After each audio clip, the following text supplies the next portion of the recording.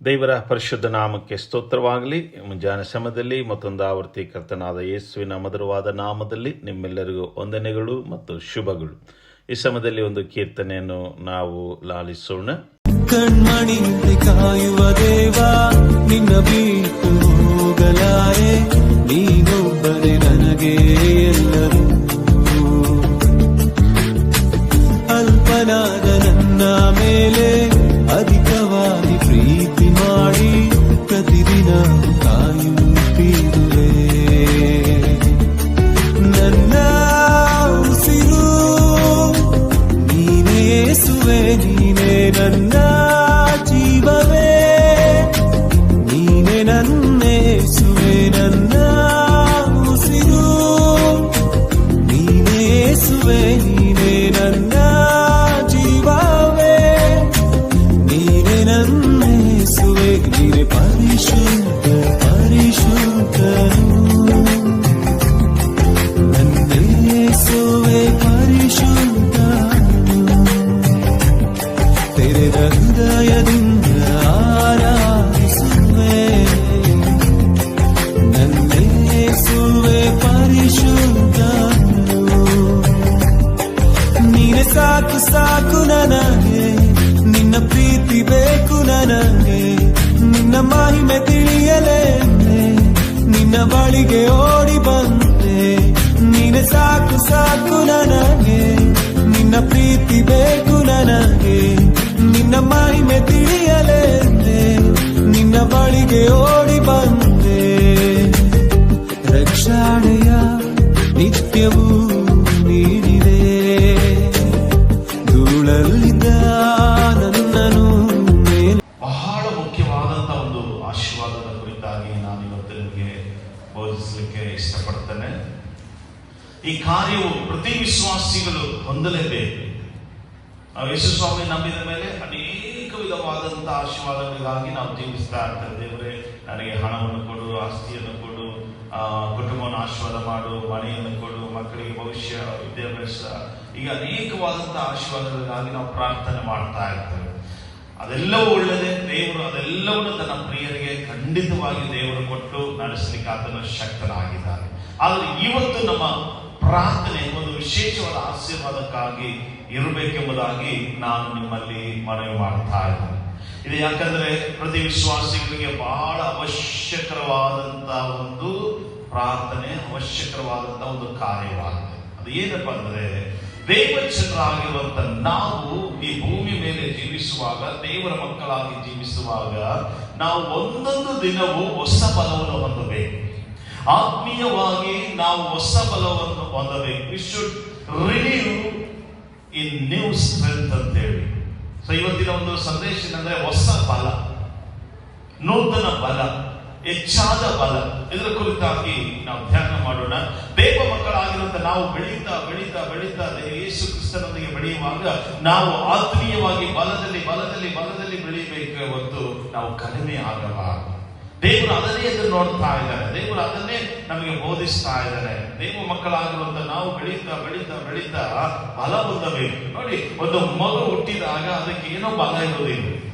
ಅದು ಬೆಳೀತಾ ಬೆಳೀತಾ ಬೆಳೀತಾ 4 ವರ್ಷ, 5 ವರ್ಷ, 10 ವರ್ಷ, 15 ವರ್ಷ, 20 ವರ್ಷ, 30 ವರ್ಷ, 50 ವರ್ಷ ಆದಾಗ ಏನಾಗ್ತದೆ ಅಂದ್ರೆ, ಮನುಷ್ಯರು ದಿನದಿಂದ ಬಲದಿಂದ ಬಲದಿಂದ ಬಲದಿಂದ ಶಕ್ತಿಯಿಂದ ಶಕ್ತಿಯಿಂದ ಬೆಳೀತಾರೆ. ಒಂದು 25 ವರ್ಷ ಯವನಸ್ಥ ಮಗನಾದರೂ ಸಹ ಅವನಿಗೆ ಒಂದು ಕೆಲಸ ಮಾಡಲಿಕ್ಕೆ, ಒಂದು ಭಾರ ಓದಲಿಕ್ಕೆ ಶಕ್ತಿ ಇಲ್ಲ ಅಂದ್ರೆ ಅವನ ಬೆಳವಣಿಗೆಯಲ್ಲಿ ಏನೋ ಒಂದು ಕೊರತೆ ಇದೆ. ಅವನ ಬೆಳವಣಿಗೆಯಲ್ಲಿ ಯಾವ ಒಂದು ಆಶೀರ್ವಾದ ಇಲ್ಲ. ಒಂದು ವೇಳೆ ನೀವು ಯೋಚನೆ ಮಾಡ್ರಿ, ನಿಮ್ಮ ಮಕ್ಕಳು ಒಂದು 25 ವರ್ಷ ಇದ್ದಾರೆ ಅನ್ಕೊಳ್ರಿ.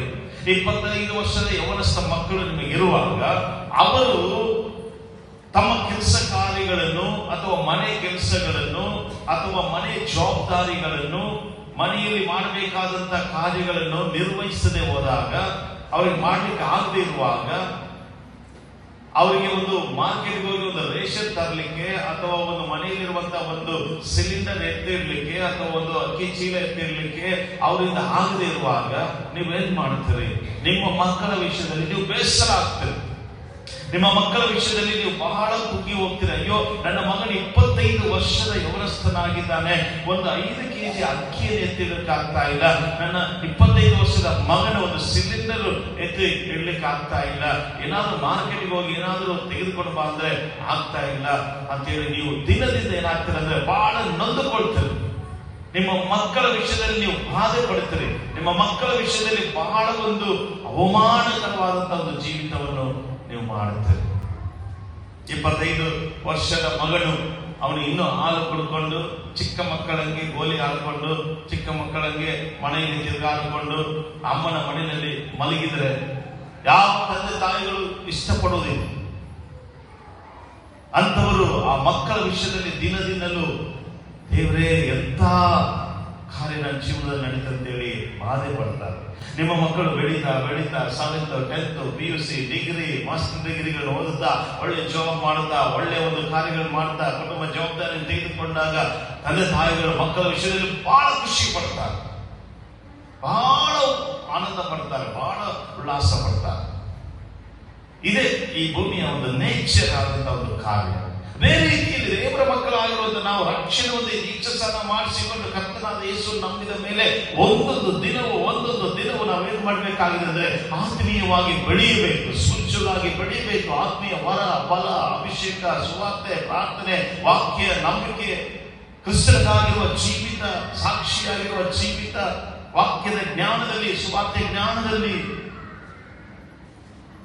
ಸೈತಾನನ ಬಂದರು, ಲೋಕ ಎದುರಾಗಿ ಬಂದರು, ಜನರು ಎದುರಾಗಿ ಬಂದರು, ಅವುಗಳನ್ನು ಫೇಸ್ ಮಾಡಿ ನಾವು ಕರ್ತನಿಗಾಗಿ ಸಾಕ್ಷಿಯಾಗಿ ನಿಲ್ಲುವಂತ ಎಬಿಲಿಟಿಗೆ ಒಂದು ಬಲಕ್ಕೆ ನಾವು ಬೆಳೆಯಬೇಕೆಂಬುದಾಗಿ ದೇವರು ಎದುರು ನೋಡ್ತಾ ಇದ್ದಾರೆ. ಇದು ಅನೇಕ ವಿಶ್ವಾಸಿಗಳು ಕರ್ತನಾದ ಯೇಸು ನಮ್ಮ 20-25 ವರ್ಷ ಆದರೂ ಸಣ್ಣ ಸಮಸ್ಯೆ ಬಂದ್ರೆ ಅವರು ಬಿದ್ದು ಹೋಗ್ತಾ ಇದ್ದಾರೆ, ಸಣ್ಣ ಹೋರಾಟ ಬಂದ್ರೆ ಬಿದ್ದು ಹೋಗ್ತಾ ಇದ್ದಾರೆ, ಸಣ್ಣ ಸಮಸ್ಯೆಗಳಿಗೆ ದೇವರನ್ನು ಬಿಟ್ಟು ಲೋಕಕ್ಕೆ ಹೋಗ್ತಾ ಇದ್ದಾರೆ.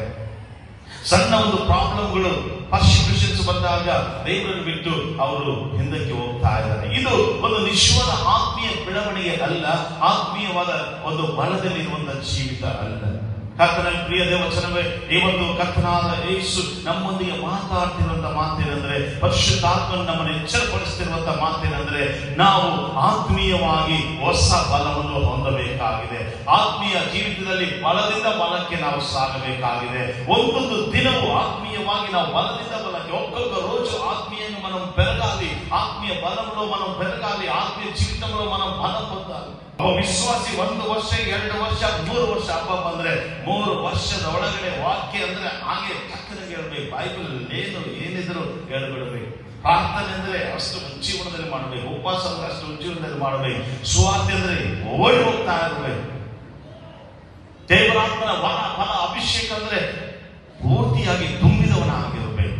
ಅದು ಈ ಅಂತ್ಯ ದಿನದಲ್ಲಿ ವಿಶ್ವಾಸಿಗಳು ಲವೋದಿಕ ಸಭೆಯ ಹಾಗೆ ಬೆಚ್ಚಗೂ ಇಲ್ಲ, ತಣ್ಣಗಿಲ್ಲದೆ ಉಗುರು ಬೆಚ್ಚಗೆ ಆಯ್ತಾ